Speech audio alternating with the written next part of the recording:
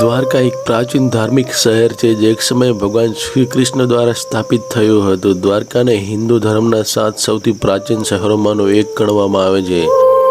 બાકીના 6 શહેરો મથુરા, કાશી, હરિદ્વાર, અવંતિકા, કાંચીપુરમ અને અયોધ્યા છે. અને કેટલાક લોકો દ્વારકાને દ્વારવતી સ્થાન કહે છે. ઓખામંડલ, ગોમતી દ્વારકા અને વાણીદુર્ગ તરીકે પણ દ્વારકાને ઓળખવામાં આવે છે. આ શહેરની આસપાસ ઘણી લાંબી દિવાલો હતી જેમાં ઘણા દરવાજા પણ હતા. આ શહેરનું નામ દ્વારકા પડ્યું કારણ કે તે ઘણા દરવાજો ધરાવતું શહેર હતું. પરંતુ હવે પ્રશ્ન એ થાય છે કે શ્રી કૃષ્ણના મૃત્યુ પછી અચાનક એવું તો શું થયું કે આખું શહેર દરિયાની અંદર સમાઈ ગયું? તો મિત્રો, આજે અમે તમને આ વિડીયોમાં જણાવીશું કે શ્રી કૃષ્ણની દ્વારિકા નગરી ક્યારે અને શા માટે કેવી રીતે ડૂબી ગઈ. દ્વારકા શહેરને શ્રી કૃષ્ણનું કાર્યસ્થળ માનવામાં આવે છે. મહાભારતમાં જણાવેલી વાતો અનુસાર જ્યારે શ્રી કૃષ્ણએ કંસનો વધ કર્યો ત્યારે જરાસંધે યદુવંશીઓનું નામો નિશાન મિટાવવાનો નિર્ણય કર્યો અને યાદવો પર વારંવાર હુમલો કરતા રહ્યા. ધીરે ધીરે તેમના અત્યાચારો વધવા લાગ્યા અને અંતે યાદવોની સુરક્ષા માટે શ્રી કૃષ્ણએ મથુરા છોડવાનો નિર્ણય કર્યો. અને મથુરા છોડ્યા પછી ભગવાન શ્રી કૃષ્ણએ એક શહેર સ્થાપ્યું જે વિશાળ અને સુસંગત હતું. આ શહેરનું નામ દ્વારકા શહેર હતું. એવું કહેવાય છે કે શ્રી કૃષ્ણએ તેમના પરિવારના સભ્યો સાથે દ્વારકામાં ખૂબ જ આરામથી રહેવા લાગ્યા. અને 36 વર્ષ શાસન કર્યા પછી સમય પસાર થયો અને શ્રી કૃષ્ણના મૃત્યુ બાદ દ્વારકા નગરી દરિયામાં ડૂબી ગઈ હતી. પૌરાણિક ગ્રંથોમાં દ્વારકા સમુદ્રમાં ભળી જવાની 2 લગતી વાતો હતી. પ્રથમ માતા ગંધારી દ્વારા શ્રી કૃષ્ણમાં આપવા આવેલો શ્રાપ અને બીજો મહાભારતના યુદ્ધમાં કૌરવ પર વિજય મેળવ્યા બાદ શ્રી કૃષ્ણના પુત્ર સાંભને ઋષિઓ દ્વારા આપવામાં આવેલો શ્રાપ. જ્યારે હસ્તિનાપુરના રાજમહેલમાં યુધિષ્ઠિરનો રાજ્યાભિષેક થઈ રહ્યો હતો ત્યારે કૌરવની માતા ગાંધારીએ પોતાના 100 પુત્રોની હત્યા અને મહાભારતના યુદ્ધ માટે શ્રી કૃષ્ણને દોષી ઠેરાવ્યો અને તેમનો શ્રાપ આવ્યો કે જે રીતે કૌરવ વંશનો નાશ થયો છે તે જ રીતે યદુવંશીનો પણ નાશ થશે. જ્યારે બીજી કથા મુજબ મહાભારતના યુદ્ધના 36 વર્ષ પછી દ્વારકામાં વિવિધ પ્રકારના અશુભ સંકેતો થવા લાગ્યા.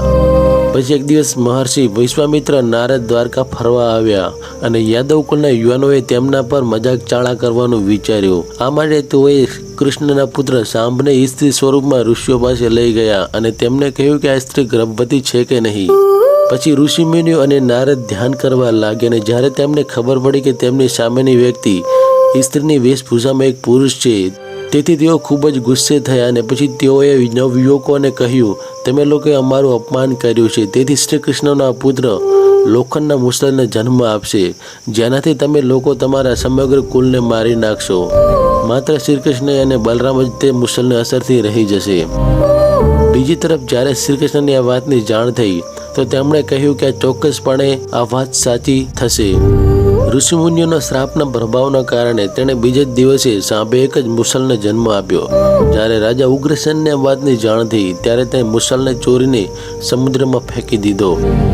આ પછી રાજા ઉગ્રસેન અને શ્રી કૃષ્ણએ શહેરમાં જાહેરાત કરી કે આજથી કોઈ પણ વૈષ્ણવી કે અંધકવશી તેમના ઘરમાં દારૂ બનાવશે નહીં અને જો કોઈ વ્યક્તિ આમ કરતા પકડાશે તો તેને મૃત્યુદંડ આપવામાં આવશે. આ જાહેરાત દારૂ પ્રતિબંધ પછી દ્વારકામાં ભયંકર દુષ્ટ આત્માઓ થવા લાગી. દરરોજ વાવાઝોડું ફૂંકાવા લાગ્યું. ઉંદરોની સંખ્યા એટલી વધી ગઈ કે રસ્તાઓ પર માણસો કરતાં વધુ ઉંદરો જોવા મળ્યા.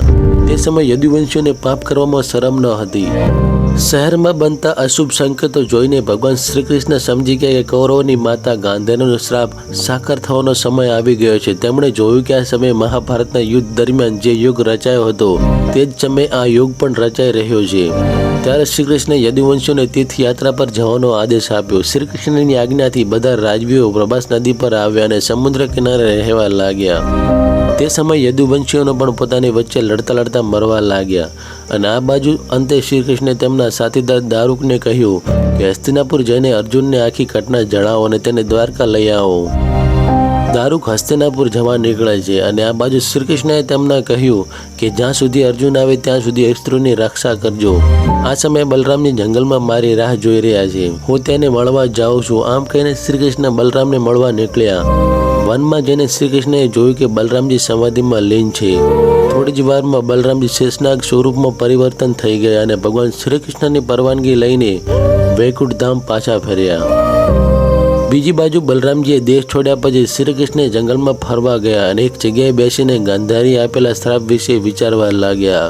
પોતાના શરીરને છોડવાની ઈચ્છા સાથે શ્રી કૃષ્ણએ પોતાની ઇન્દ્રિયો પર કાબુ રાખ્યો અને મહાયોગ અવસ્થામાં પૃથ્વી પર સૂઈ ગયા.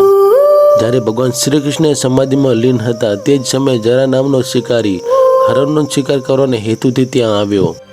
તેણે શ્રી કૃષ્ણ ભગવાનને હરણ સમજીને તેણે દૂરથી જ શ્રી કૃષ્ણ પર તીર છોડ્યું. તીર છોડ્યા બાદ જ્યારે તે પોતાનો શિકાર પકડવા આગળ વધ્યો ત્યારે ભગવાન શ્રી કૃષ્ણને યોગમાં જોઈને તે પોતાની ભૂલનો પસ્તાવો કર્યો. પછી શ્રી કૃષ્ણએ તેમને આશ્વાસન આપી પરમધામ વયા ગયા. અહીં દારૂ હસ્તિનાપુર પહોંચ્યો અને યદુવંશોની વિનાશની ઘટના પાંડવોને કહી. આ સાંભળીને પાંડવોને ખૂબ જ દુઃખ થયું. અર્જુન તરત જ તેના મામા વાસુદેવને મળવા દ્વારકા જવા રવાના થયો. જ્યારે અર્જુન દ્વારકા પહોંચ્યો ત્યારે શ્રી કૃષ્ણની રાણીઓ તેને જોઈને રડવા લાગી અને તેને રડતા જોઈ અર્જુન પણ રડવા લાગ્યો અને શ્રી કૃષ્ણને યાદ કરવા લાગ્યો. આ પછી અર્જુન વાસુદેવજીને મળ્યો અને વાસુદેવજીએ અર્જુનને શ્રી કૃષ્ણનો સંદેશ સંભળાવ્યો અને કહ્યું કે દ્વારકા ટૂંક સમયમાં દરિયામાં ડૂબી જવાની છે, તેથી તમે બધા નગરજનોને તમારી સાથે લઈ જાઓ. તે પછી અર્જુન પોતાની સાથે શ્રી કૃષ્ણના મિત્રો અને તમામ નગરજનોને લઈને ઇન્દ્રપ્રસ્થ તરફ પ્રયાણ કર્યું. બધા નીકળતાની સાથે જ દ્વારકા શહેર દરિયામાં ડૂબી ગયું. આ દ્રશ્ય જોઈને બધાને શરમ આવી ગઈ અને સૌ કોઈ ચકિત થઈ ગયા. 2005-2007માં ભારતીય પુરાતત્વ સંરક્ષણના નિદર્શન હેઠળ ભારતીય નૌકાદળના ડ્રાઇવર્સ દરિયામાં દ્વારકા શહેરના અવશેષો શોધી કાઢ્યા હતા, જેનાથી આ પૌરાણિક કથાની સત્યતા સાબિત થઈ છે. આ સર્ચ ટીમના દરિયામાં 560 મીટર લાંબી દ્વારકાની દિવાલ પણ મળી હતી. એટલું જ નહીં, તેમને પ્રાચીન સમયના કેટલાક વાસણો પણ મળ્યા હતા જે 1528 BC થી 3000 BC સુધીના છે. શોધકર્તાના હિસાબે નગરી 9000 વર્ષ જૂની કહેવાય છે. તો મિત્રો, તમને વિડીયો પસંદ આવ્યો હોય તો વિડીયોને લાઇક કરજો, ચેનલને સબસ્ક્રાઈબ જરૂરથી કરજો. ધન્યવાદ.